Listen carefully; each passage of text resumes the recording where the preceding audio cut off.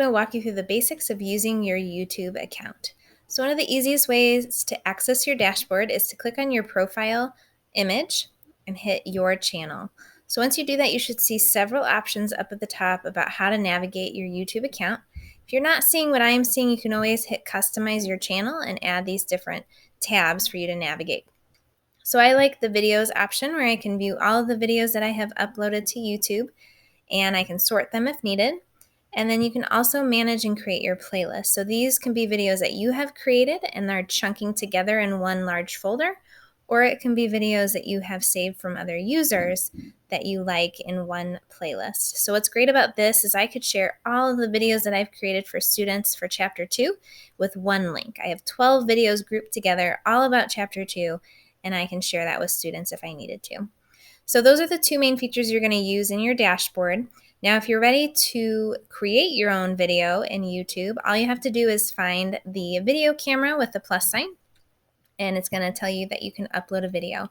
Now, keep in mind you're going to want to create these videos with Screencastify or WeVideo and then download them to your device. Then I can upload them into YouTube. So once I've downloaded it, I can click on the arrow, and then I can find the videos that I have created elsewhere to upload into YouTube. So I'm going to upload this video that I created with Screencastify.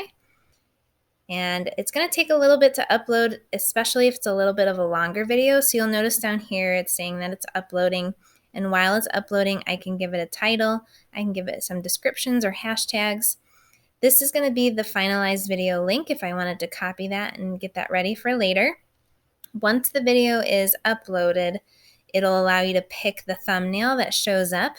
So you might have to come back to the screen if you do it before it's finalized. This is where I can choose what playlist I want this video to go in, or I can create a brand new playlist. And then it wants to know if this is something that should be on YouTube Kids or not. If it's for adults or high school students, then I would do no, it's not for kids. I'm going to hit next. These are things that you can come back to after the video is finalized, but they're more premium features, so you don't have to worry about this step 2 very much. And then here's where you decide how you want to publish this video. So public means that anyone on YouTube can find this if they're searching. Unlisted means that anyone with a link to the video, if you share that with them, they'll be able to access the video. Private means that it's just for you. Even if you share a link with other users, they're not going to be able to access your video. You can choose to schedule it to publish at a later time, and then you're good to go. So once you hit save, it'll take you to a different dashboard. So I'm going to go ahead and publish. Again, it's still trying to finalize, but you can close out. This is going to give you a different channel view of all of the videos that you've uploaded, and this is where you can see how many views you've gotten, any comments that you've gotten, so on and so forth. You can also get a shareable link here if you missed it before and get some analytics or edit. Now, the great thing too is I can come to the side here and click on playlists. These are all the playlists again that I've created, but I want to show you how I can share that with students very easily. So if I have this huge playlist, I'm going to click on here. Again, this is going to give me a list of all of the videos in this playlist. If I want to share this with students, I'm going to copy this link, this URL up here. This will share the entire playlist. And then you can just plop that into your LMS, and students will be able to access all of these videos with one click. Now let's say you want to search for a video that another user has created that you think might be helpful for you and for your students, and you want to add it to a playlist.